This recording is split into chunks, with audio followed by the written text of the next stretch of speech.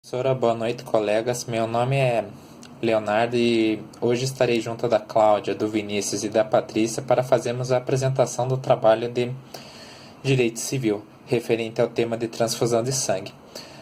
Nós pegamos uma notícia do ministro Gilmar Mendes que votou em relação ao direito de crença de não aceitar transfusão de sangue para tratamentos de saúde.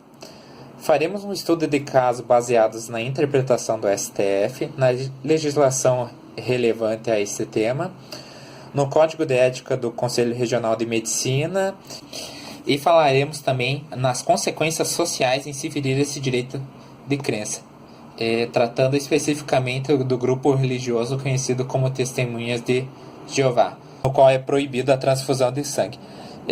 Minha tela agora vai para a apresentação no PowerPoint. No artigo 5 da Constituição Federal são descritos os direitos invioláveis, né, direitos fundamentais. Vida, vida, liberdade, igualdade, segurança e propriedade. Nesse caso em questão que a gente está tratando da transfusão de sangue, a gente está tendo conflito em dois direitos, em relação a dois direitos, o direito à vida e o direito à liberdade, mais especificamente a liberdade religiosa de crença, né? Continuando na leitura da Constituição, no seu inciso sexto, tem a prerrogativa dizendo que é inviolável a liberdade de consciência e de crença, sendo assegurado o livre acesso dos cultos religiosos.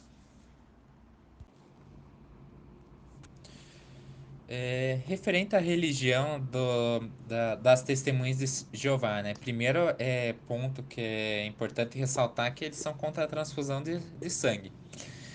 E eles têm uma postura bem radical em relação aos seus membros, com regras pesadas. Então, por exemplo, o fato da pessoa fazer a transfusão de sangue não seria somente um pecado em relação a Deus, mas também existiria um custo social para essa pessoa, que daí o que aconteceria? Provavelmente ela seria expulsa da religião. Eu, fugindo um pouco do tema, mas falando das testemunhas de Jeová, eu tenho uma tia que se casou com uma testemunha de Jeová, né? E eles praticaram sexo antes do casamento, né? Aí ele foi expulso da religião, né? E a família renegou ele. Ele passou, tipo, mais de 20 anos que ele se casou, né? Com a mulher, né? Tudo.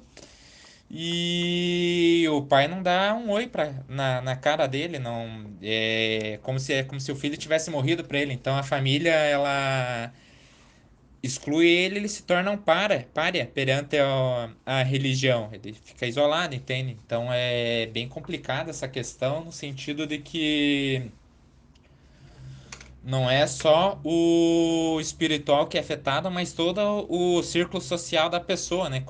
Considerando que todos vão considerar você um pecador e que você irá para o inferno, né? Então isso acaba ficando difícil você julgar só pela questão da saúde. Então, com relação a esse tema da transfusão de sangue em Testemunhas de Jeová, nós pegamos uma notícia do Supremo Tribunal Federal de outubro de 2019, onde o STF vai decidir, né, se em razão da sua consciência religiosa, as testemunhas de Jeová têm o direito de se submeterem a tratamento médico, inclusive a cirurgias, sem a transfusão de sangue. O tema será analisado no recurso extraordinário 1.212.272, que por unanimidade teve repercussão geral reconhecida no plenário virtual. Então, com relação ao caso, o caso ele diz respeito a uma paciente do SUS. Ela foi encaminhada à Santa Casa de Misericórdia de Maceió, em Alagoas, para realizar a cirurgia de substituição da válvula aórtica. E por ser testemunha de Jeová, então ela decidiu fazer o procedimento sem transfusão de sangue de terceiros, que é chamado sangue halogênico, né? Assumindo os possíveis riscos. Ela afirma que, embora a equipe médica tenha concordado com a opção, a diretoria do hospital condicionou a realização da cirurgia à assinatura de termo de consentimento para a realização de eventuais transfusões. Com relação a isso, a turma recursal dos juizados federais da Seção Judiciária de Alagoas manteve a decisão de primeira instância que negou o pedido da paciente para fazer a cirurgia sem transfusão de sangue, com fundamento de que não existem garantias técnicas de que a cirurgia possa ocorrer sem riscos. No recurso extraordinário, a paciente alegou que, em razão da sua consciência religiosa, a exigência de consentimento prévio para a realização de transfusões de sangue, como condição para a realização da cirurgia, ofende a sua dignidade e o seu direito de acesso à saúde. Ela alegou ainda que o direito à vida não é absoluto e que há hipóteses constitucionais e legais em que se admite a sua flexibilização. Segundo ela, cabe somente ao indivíduo escolher entre o risco do tratamento que deseja e o risco da transfusão de sangue. E o Estado deve se abster de interferir em uma escolha existencial legítima. A imposição, a seu ver, afronta também a liberdade religiosa. Em manifestação pelo reconhecimento da repercussão geral, o ministro Gilmar Mendes, que é o relator do recurso extraordinário, observou que o tema, a possibilidade da paciente se submeter a tratamento médico disponível na rede pública sem a necessidade de transfusão de sangue em respeito à sua convicção religiosa, é questão diretamente vinculada ao direito fundamental à liberdade de consciência e de crença.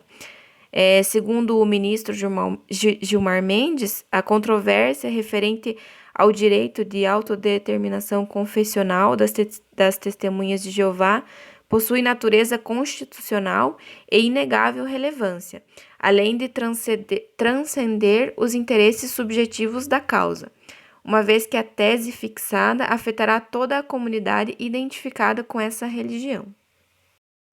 O ministro Gilmar Mendes, então, votou favoravelmente pelo direito de crença de não aceitar transfusão de sangue e alegou que, enquanto direitos subjetivos, os direitos fundamentais outorgam aos titulares a possibilidade de impor os seus interesses em face do Estado ou de particulares.